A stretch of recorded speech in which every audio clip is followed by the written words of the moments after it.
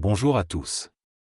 Aujourd'hui, je suis en compagnie de Nathalie Théo, une personne que beaucoup d'entre vous connaissent déjà car elle a déjà participé à certaines soirées avec Sydney. Nous allons parler du cœur d'or, un sujet qui nous tient à cœur. Tout a commencé en avril 2023, lors d'une discussion avec mon ami Perle. Nous avions l'habitude de discuter des alignements planétaires, et ce jour-là, j'ai été subitement prise d'élan et j'ai commencé à parler dans une langue de lumière inhabituelle. Il reçut un message spécial sur le cœur d'or, qui m'a dit que c'était la pièce maîtresse et que nous n'étions pas préparés à ce qui allait arriver. Quelques semaines plus tard, j'ai appris que Marie était en moi. J'ai donc décidé de chercher Marie en Belgique et je suis tombé sur une Marie au cœur d'or à Bine. Lors de ma visite dans sa chapelle, j'ai reçu un autre message confirmant que je suis l'élu, l'ange céleste et le cœur d'or, la pièce manquante du puzzle.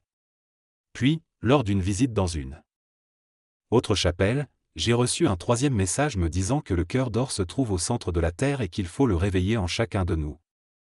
J'ai partagé ces messages autour de moi et j'ai rencontré Nathalie lors d'un événement en septembre.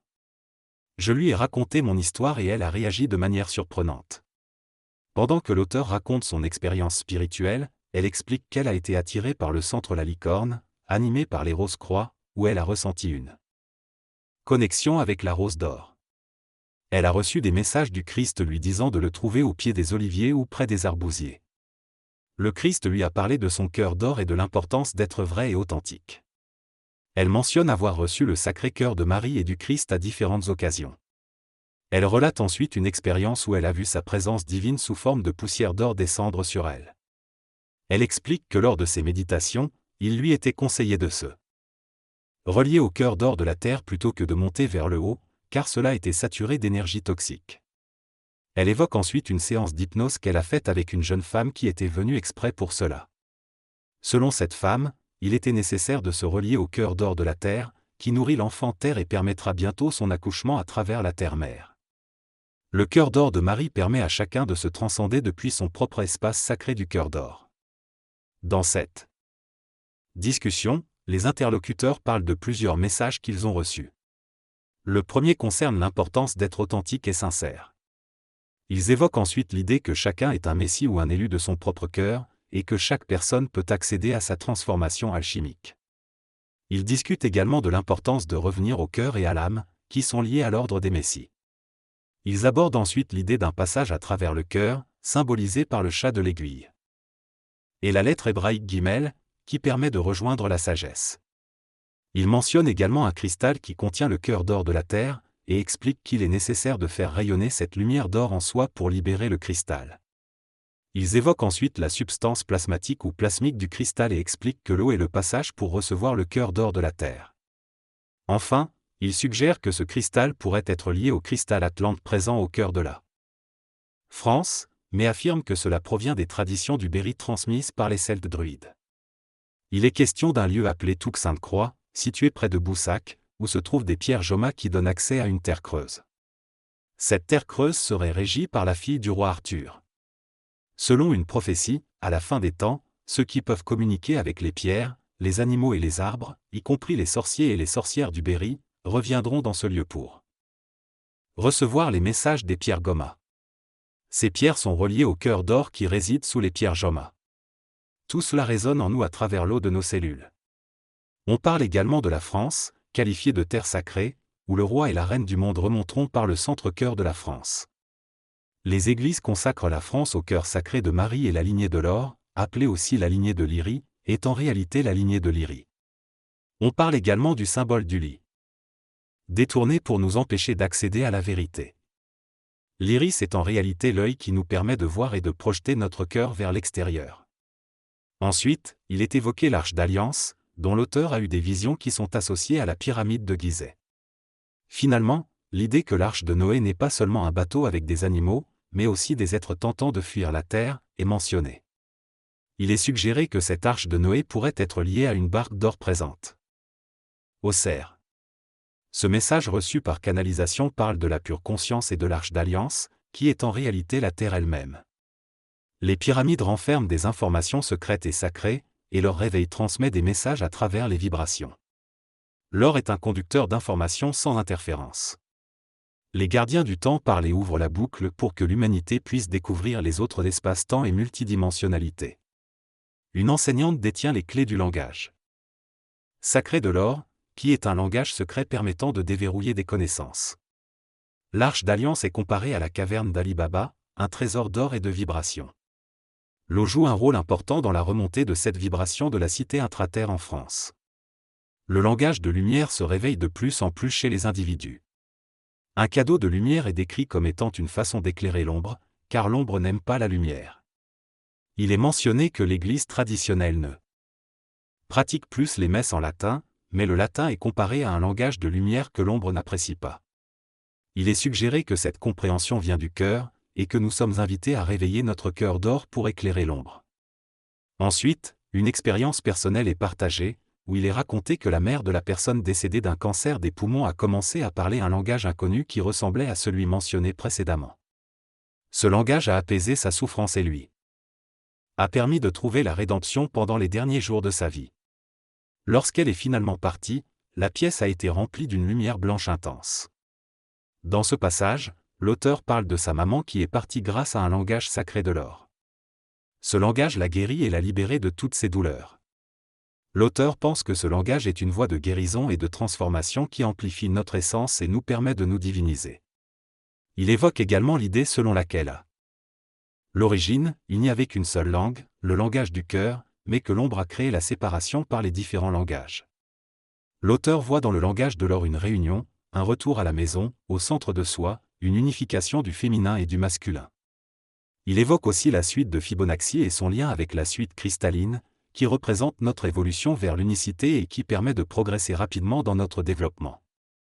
Finalement, l'auteur parle du torus du cœur d'or, une clé qui ouvre l'ouverture sacrée du cœur et nous permet d'avancer dans notre expansion, sans pouvoir prévoir ce qui va se passer.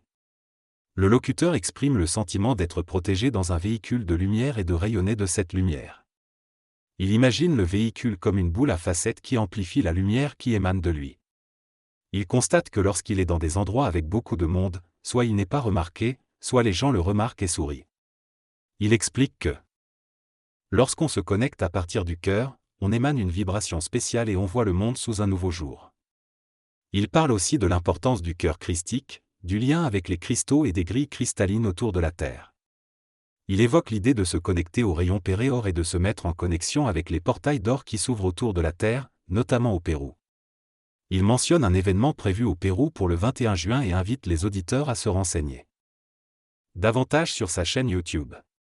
Le locuteur remarque également que les réactions physiques qu'il ressent dans son corps sont liées à ces énergies. L'idée principale de ce texte est que chaque personne est en corrélation avec les astres et possède en elle une carte stellaire cosmique. Il est dit que le cœur sacré, situé dans la glande pinéale, ainsi que le ventre, sont les portails qui permettent d'accéder à l'or intime en chacun. Le texte parle également de la nécessité de former une alliance sacrée en se reliant à l'anneau d'or de Marie, considérée comme une mère originelle et divine. Il est mentionné qu'en formant cette alliance, chaque individu peut enfanter de lui-même et donner naissance à l'enfant christique en soi. Enfin, le texte fait référence à une méditation de groupe prévue les 23 et 24 mars, où il sera question de redonner naissance au féminin sacré christique. Dans cette séquence, Fabi évoque l'idée de se connecter à l'intérieur de soi-même à travers un portail qui s'ouvre. Elle ressent que Fabi est sur le point de communiquer dans un langage qui souhaite sortir. Elle visualise un cœur d'or de la Terre avec une alliance cristalline en rotation, symbolisant un déverrouillage. Fabi affirme que nous, les enfants de la Terre, les enfants du Soleil, les enfants de l'or et de l'eau, sommes de retour pour corriger les erreurs passées. Ils avancent sereinement à travers les portails d'or ouverts par leur cœur d'or, rayonnant à travers une matrice obscure. Ce sont les points d'assemblage et d'élévation de la nouvelle Terre.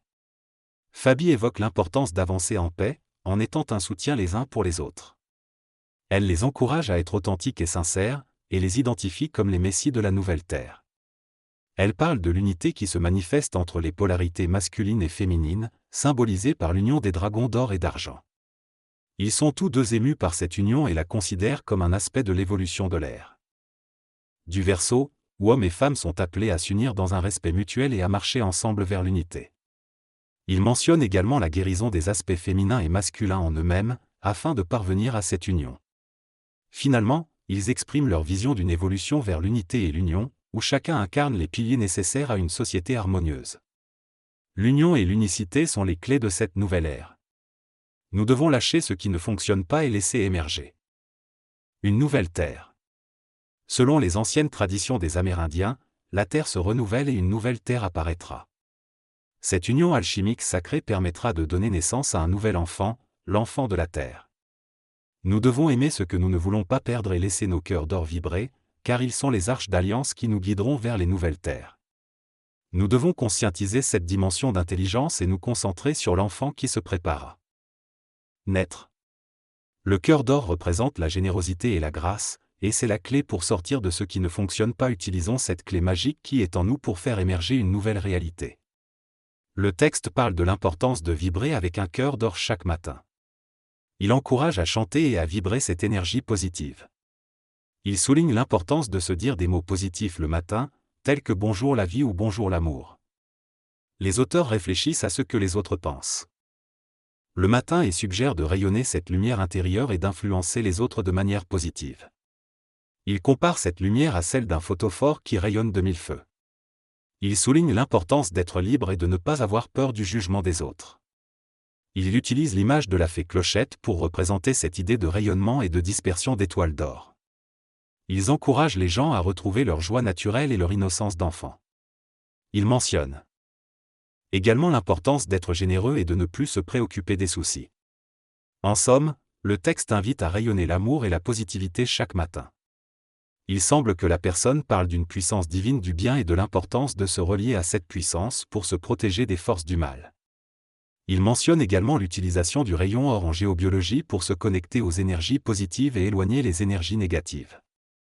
En cas d'attaque par les forces du mal, il recommande de retrouver son propre pouvoir intérieur en se recentrant et en se connectant à sa maison intérieure. Il suggère également des rituels de purification et l'utilisation d'objets sacrés pour se protéger. Il mentionne que dans certains cas extrêmes, il pourrait être nécessaire de se rendre dans des lieux sacrés ou des sanctuaires pour se purifier. Lorsque nous sommes envahis par les forces du mal, il devient difficile de trouver en nous cet espace d'or intérieur. Cela peut être dû à des accords transgénérationnels. Chacun peut trouver sa propre réponse pour surmonter cela. Il est important de vibrer et de s'envelopper de l'anneau d'or de Marie pour retrouver sérénité et sécurité. Nous devons nous relier au cœur sacré, au cœur d'or, qui nous ouvre les bras dans un amour infini. Nous revenons ainsi en notre sein sacré, en notre bercail, dans le berceau de nos origines. Nous attestons de la présence divine en chacun de nous. Des informations sont disponibles pour ceux qui souhaitent rejoindre des événements en Provence en mars ou un voyage au Pérou. Le lien sera disponible sur la chaîne YouTube. Merci à tous d'avoir participé à ce moment de partage en or. N'ayez pas peur de montrer qui vous êtes et de rayonner votre lumière.